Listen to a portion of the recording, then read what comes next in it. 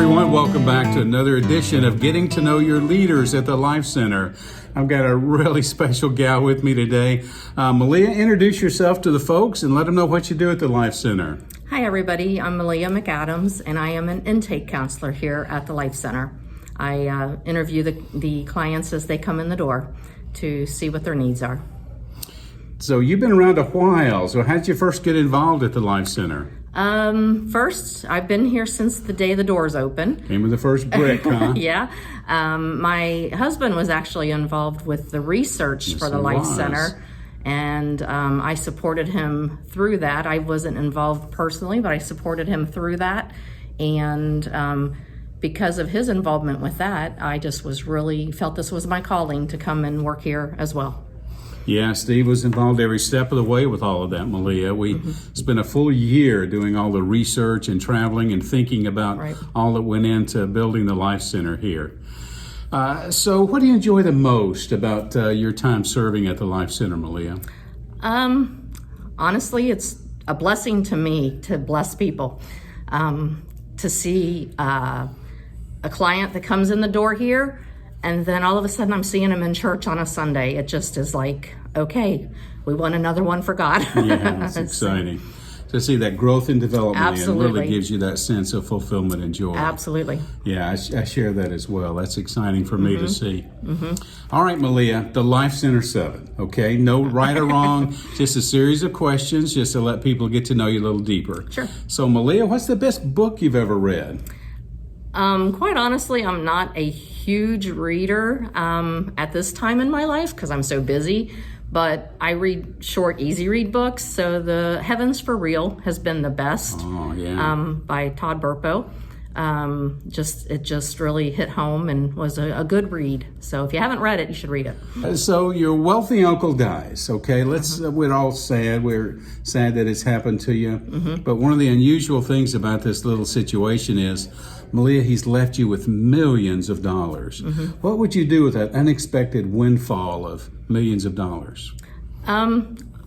First, I'd make sure I have a good foundation for my family, for me and my family.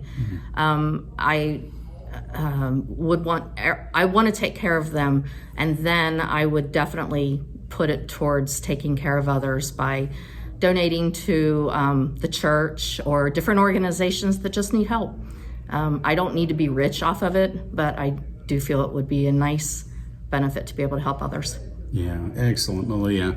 So make sure your family has a good, sturdy foundation financially, and then give a lot of it away. That just seems to be how you're wired. Right. All right, Malia, your house is on fire. Every living thing is out. You've got the chance to run back in, grab one last thing before the roof collapses. What one thing would you grab out of your burning home? Oh, goodness gracious. I'm not a big picture keeper, so most people say pictures. I would be the one that would run in because I'm such an analytical person. I would be the one that ran in and made sure I got my car titles, my insurance papers, and everything to take care of business to get my life back together again. Yeah, well, that makes sense to me too. It really does. Yeah, I don't keep a lot of pictures. I'd grab my laptop. Everything, my whole life is on my laptop. My phone, only because that's where everything's at. Yeah, exactly. All right, Malia, you're sitting on a bench overlooking this beautiful scene. It's sunset. You're looking at the ocean. And on this bench, you've got a chance to have one last conversation with anybody, living or dead. Malia, who would you want to have a conversation with? Oh, you're going to make me cry on this one. You wouldn't be the first. Probably my brother. I lost him when I was 19 and he was 25. So him. He was my best friend. Oh, my goodness, Malia. So those tears just indicate how deeply you cared about him. I do. So he was 19 when he passed. He was 25. I was 19. You were 19. He was 25. Yeah. He had colon cancer. So get your checkups. Yeah, he died way too soon. Way too soon. Physicians that I've known through the years, when they see certain cancers, they cringe because they know if people get regular checkups, those are more easily preventable. And he was way too young to even think of checkups. So definitely, I'm an advocate for getting your colonoscopies. Good advice. Good advice. Thanks, Malia. So, in fact, speaking of that, what is the best advice you've ever received? It's really simple, but my cousin's husband once told me, just let it go. Just let it go. Don't let things just eat you alive. Sometimes you just need to let it go. And what I've learned through the years is not only let it go, but let God.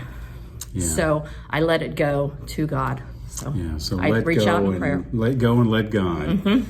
That's a good phrase to Yep. keep in mind. Yep. I do this with people often when I'm engaging one-on-one with them. They'll be so tense and worried and can't release things. I'll double my fist up and let that just visualize the things that you're hanging on to, and Right. then I'll challenge them just to open up their palms and to let let it those go. things go and let God catch them and handle the matter. Yes.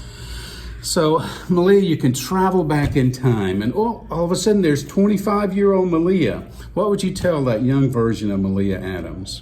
I would probably tell myself to not be so serious. At a young age, I was pretty serious. I was quiet. I was like the flower on the wall that never really did much. If you know me, you know I've overcome that. Very extroverted. But I would have outgoing, done this a lot sooner.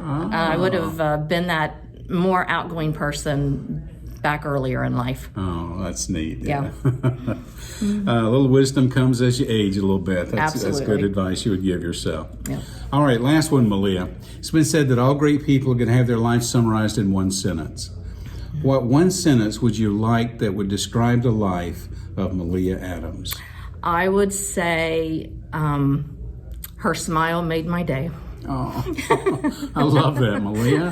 Her smile made my day. And you Yep. can see why right there on the screen, why that's so infectious. Yeah. So, Guys, it's easy to see week after week as you get to know the staff around here why the Life Center's making such a great impact. Malia, thank you for your ministry here all through the years. I watched you today as you made the day of a guy that came in for some food assistance and spent a few minutes with you just in private. So thank you for all that you do to touch people's lives. thank you for giving me the opportunity to do it. Thank you, Malia. All right. Well, guys, we'll see you next time right here for another edition of Getting to Know Your Leaders. Bye now. Bye, guys.